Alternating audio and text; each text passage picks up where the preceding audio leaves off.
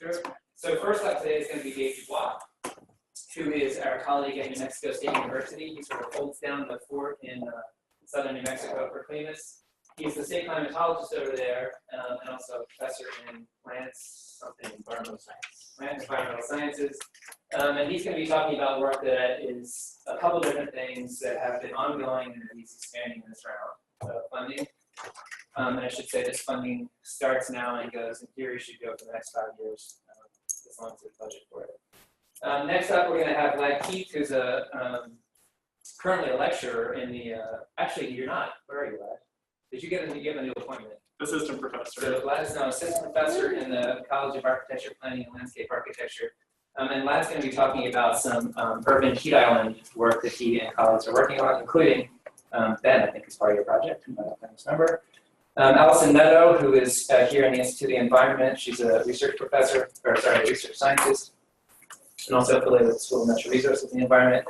Allison's going to be talking about a project that we piloted over the last few years with money from the Howard program in environmental and social justice. Thank you. And now we've expanded that idea and that project into this new round of funding with CLIMAS money, with NOAA money. And this is about providing what we call community climate profiles for partner communities that we're working with. It started with Native American communities, and then we've now expanded into broader communities, including, I think, Flagstaff. I don't know if we're going to talk about Flagstaff, I think, is going to wind up being our first sort of client partner coming out the gate. And then finally, Connie Woodhouse, who's a professor in the School of Geography and Development, and also in the Tree Ring Lab, and I are actually working together on a project focused on lower Colorado River basin water management and questions about sort of what is the science needs and what can we do to contribute to that community's planning. So, if there's any questions before we get started, super duper. So we each have about 15 minutes, and I have my Nancy with their new funding. I have 9 minutes in the car. So I'll give you all. Do we have any left? I'll give you. I spend all the money. Last time we talked about how small CLIMAS was. So I'll give everybody a 5 minute, 2 minute, and then shut off. Okay, so without further ado, Dave, take it away. And this, Dave, and everyone else is slide advancer and also has a laser pointer. I will remind everyone who is speaking that there are also some number of people online. The number is not known to me, but so please speak up. The microphones are doing a pretty good job. And if you're pointing to the screen, remember that there are people who have no idea what you're pointing to. Well, this is last year's funding. Yeah, okay. That's actually from like 12 years ago. Well, thank you. So we're going to talk about two of the projects that are just getting kicked off, and one of them is sort of an ongoing thing, but we're kind of addressing it differently with the CoCoRahs. So let's get started. So I'm going to start basically talk a lot about the motivations about why we're doing this and why we're continuing to work on this. As we all know, especially here in Tucson and southern New Mexico, actually all over the western U.S., dust storms are a significant transportation issue. Hazards. We've all likely been involved in some kind of dust storm, hopefully not on the road, but as is, warnings, specifically advanced warning, are often difficult and easier in an urban area, but particularly difficult in rural areas where there's either no radar, there's no weather stations. It's just these things happen, and it takes time for Department of Public Safety to actually get there. If something does happen, they may take them a half hour to drive to the location. So, and just as one other point, static observations are often inadequate to actually just tell even if they exist. You all seen the signs that says dust storms may exist. Sort of like existential question. but it's those are out there now.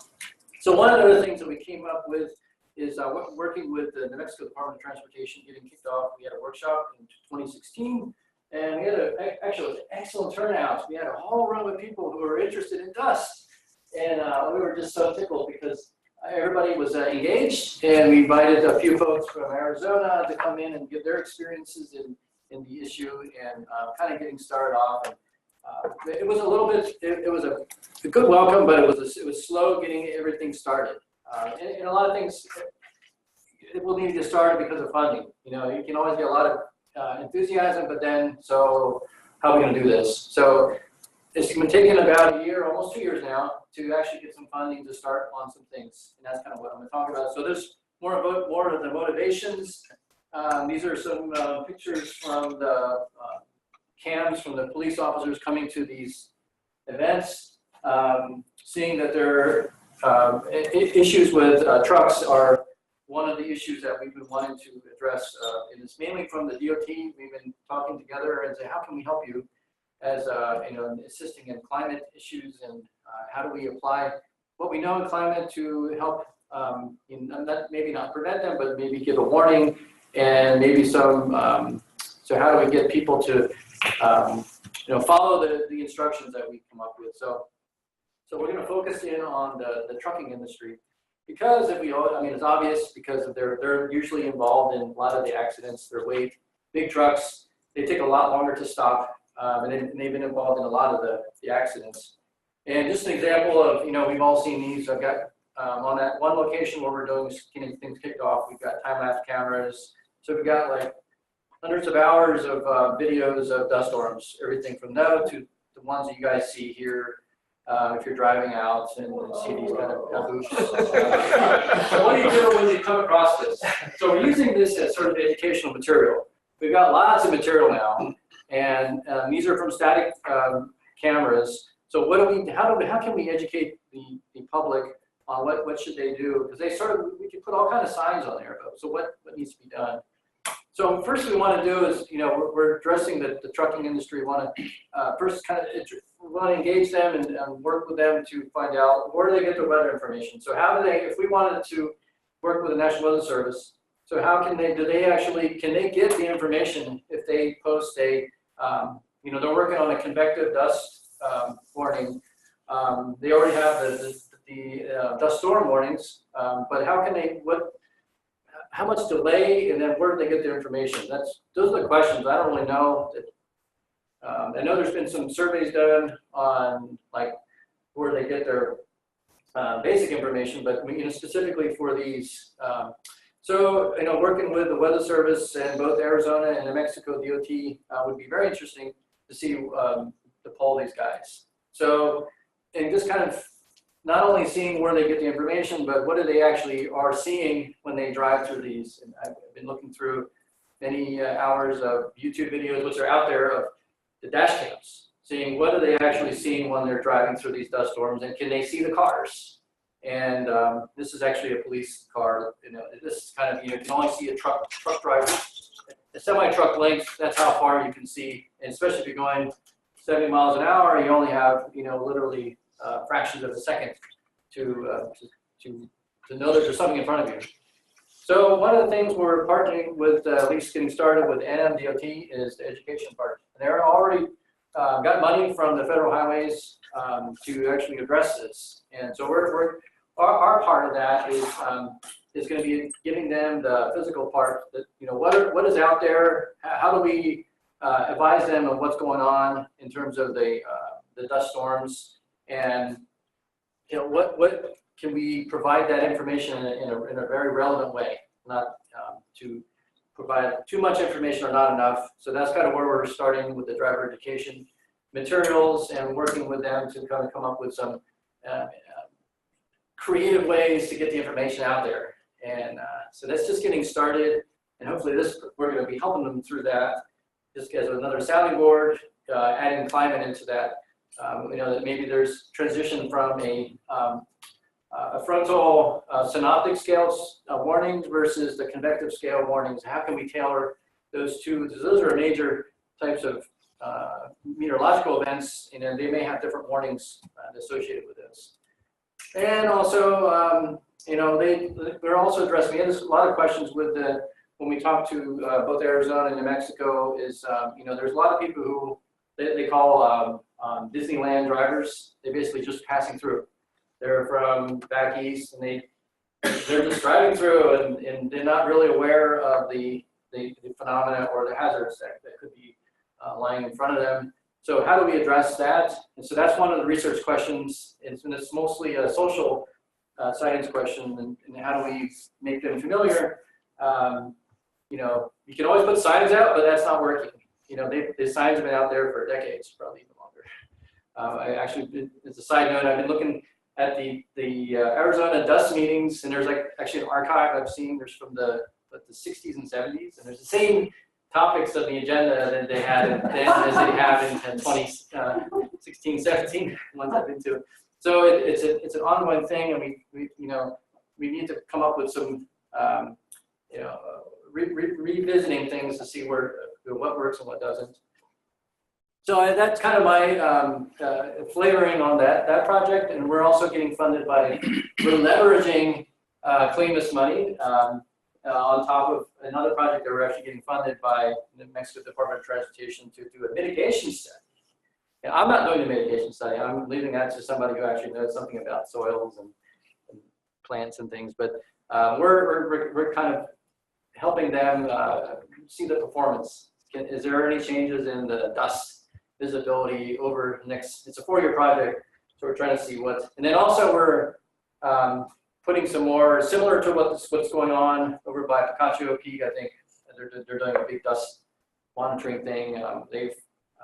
New Mexico wants to do it with the 10th of the budget, so may not get what they a lot, but we're going to give it a start on maybe some remote sensing or something along the roads, but help out with the warning. So there's a lot of other things that are going on with that, but those are the two big things with the education, the trucking, and then and also bringing that into the monitoring. So part 2 or part B of my talk, hopefully I'm not doing too bad at time. 6 minutes, you're doing Okay, fine. good. Was very dear to my heart is CoCoRahs, and that's, if you're not familiar with it, that's the Community Collaborative Rain, Hail, and Snow Network. And I hope everybody in this room is familiar with it. If you're not, come see me. We'll get you involved, or at least know about it. So what we've been doing is we've been working with partnering, but it's more just ad hoc, just kind of working here and there. But what I want to do is more of a systematic way of doing things, and then to get networks and kind of put things together a little more structured. So through our gracious funding through NIDIS, we're going to be doing an outreach to each county, and I've already got the ball rolling. I actually just talked to Hidalgo County, which is the far southwest corner here, the extension agent yesterday, and just to see if, how, just to kind of throw some ideas. And I also talked to my home location, just kind of ideas of how do we roll this out. And so we're partnering with the Climate Hub, the Southwest Climate Hub, mainly Katie Steele, who's my partner in this, and then also with the FSA. See, they are very interested in partnering with us. Mainly, they have a lot of contacts. Can you tell us who FSA is? That's the Farm Service Agency, I think is what it is. And they basically interface a lot with the ranching community, and they all have their list of contacts. And they won't share the contacts, but they will contact for us. A little bit. I mean, once we get to know them, we've already got the ball rolling in a few of the southwest counties. And we've been meeting at the county extension offices. So there's a partner there, and kind of getting that on it, and then working with them one county at a time. What So are it's the kind of, dots? what's that? What are the dots? Oh, okay. Glad you asked, Doc. Sorry. This is a map of New Mexico. If you're not familiar with New Mexico, and all the dots are actually CoCoRahs observers. And it was about 3 days ago we had a really good rain all over New Mexico. We actually had about 400 and some odd number of observers report on that day. We potentially could have almost 600 if everybody actually did report it. But so we've got pretty good. As you can see, it's basically a population density map, essentially. So what we want to do is fill in on some of those areas where I know there's people living there. And it's a matter of, and I'm sure Mike knows about talking with the ranching community, very different communities, very different way of you know, dealing with them as opposed to, say, master gardeners or county extension or even soil water folks.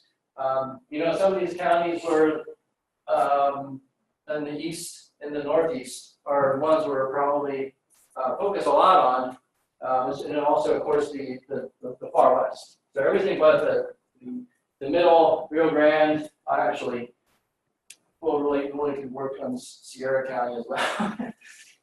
But anyway, so our plan is to do this systematic training workshops and kind of go through and schedule a master location training and also provide as a service a draft update for every county. And we've already started developing a code, 2 minutes, to actually come up with a way to do that. And I think that would be a way, once I give them something, I think we've seen in the past where they're easy to give us something. So if it's sort of an exchange of information. And you know, what is it like at your ranch? So if I give you some information on CoCoRahs, okay, it's sort of this unspoken, it's just word by word, but it's sort of that, that's kind of how I'm thinking through this, is giving them the drought updates and information, and then, you know, establishing trust between us as and I'm not really painting this as a, you know, federal project, but it's more of a CoCoRahs is more of a grassroots, you know, thing. So I think it's you know, I've mostly come up with, you know, individual things that, you know, customize for each of those counties. And so I think it's going to be a lot of interesting contacts and a lot of fun. So I think this is just a start in getting things going, and hopefully maybe some other states can also help out in terms of what they found when they worked in this kind of mode. So, and looking forward to these 2 projects getting started. And if anybody has any questions, I'd be glad to take them. Great, thanks, Dave. Stay way ahead of us. Sorry. Question on the back? Yeah, thank you for the presentation. I just wanted to ask you, you mentioned the data collection briefly about what the part A of your project. Yeah. Can you talk a little bit about how, I mean, truckers are on the road. Yeah. So what kind of, you know, tool and how would you implement that tool? Excellent question. So the question was more about, so what kind of data, how are you going to collect it? And because, you know, their guys are on the road a lot. So it's working with the you know, they're like, one example, we've talked to Mesilla Valley Trucking, which is a local trucking company. So we've started with them, and they've been interested in collaborating, and then working with them to find out the actual details on how to, you know, contact individual. I want to first start off with a small number, and then work with those. I have some friends who are truckers, and they seem to be, yeah, that'll work out. You know, working with them when they check in, and even when, you know, kind of making personal contacts. You know, it's kind of building that trust as opposed to just emailing them or calling them and doing it, you know, not very personal. I really want to make it a personal connection when I ask them to do something, which takes a lot longer, but I think it's worth it.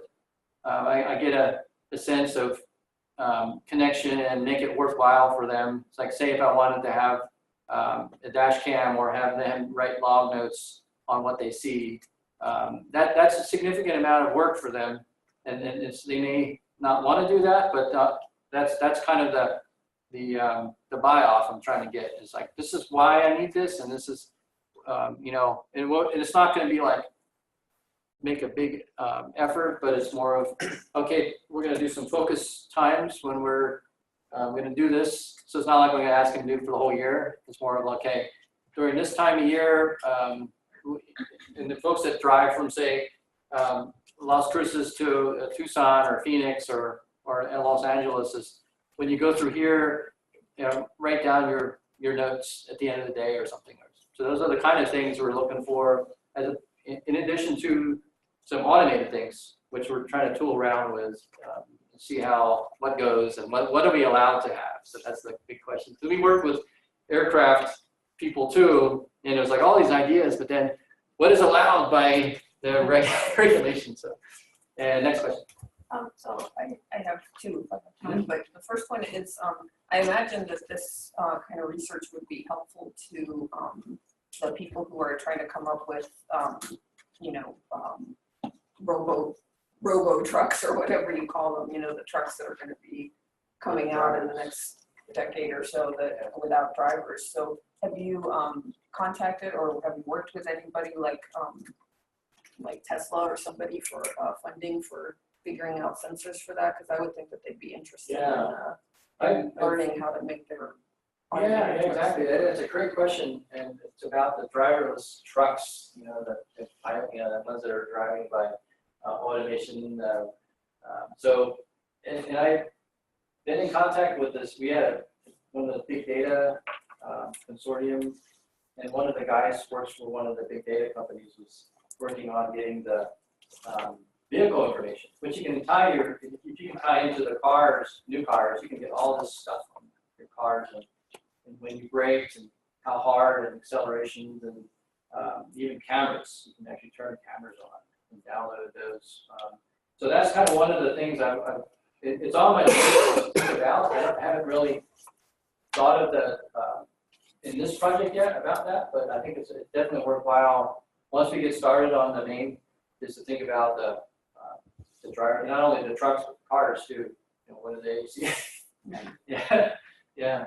I'm gonna have to move us along. Dave, thank you, and I think he'll probably be around a little bit after this meeting before it's right back, so if you have more questions for Dave.